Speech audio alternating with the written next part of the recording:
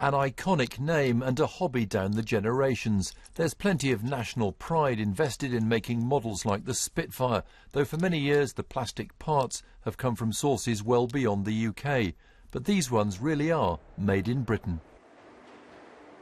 At this factory in Sussex, they're manufacturing all the bits in a new range of models for Airfix. The company pitched for the business against foreign suppliers and won the order. Rising wages in Asia mean the British company can now compete. We've seen prices rising in China and in India, and it's not automatically a decision now that we go straight to the Far East to see product produced. It's a trend which is gathering pace. Airfix is part of Hornby, which owns several toy brands. It's now looking at bringing others back to the UK. The advantage being that the turnaround time for new orders is that much quicker.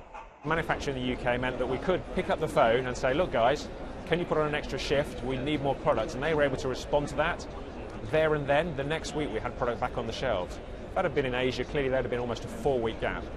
Just look around your home and you'll find things once made abroad which are now manufactured in Britain. A bathroom products company has just started making this range of tiles in Wigan.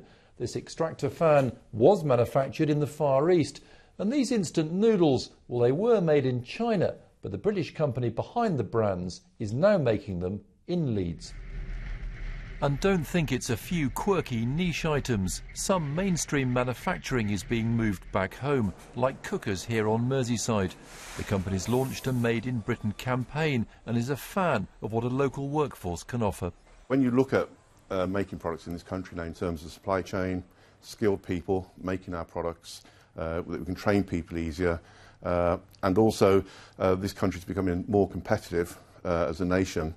It made sense to bring products back here. By bringing much of its work back to the UK, the company's created around 200 new jobs. Across the economy, manufacturing employment has increased over the last year or so, but it's still well below where it was 10 years ago, and unions say there's still a long way to go. There is a trend, but not as big and ambitious as we'd like to see. We've lost around 500,000 jobs in manufacturing since the recession, and unemployment is still relatively high. So we need to create more jobs in Britain and bring jobs back.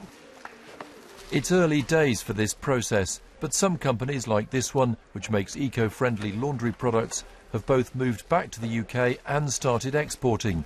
It's made in Britain and sold to China. Hugh Pym, BBC News.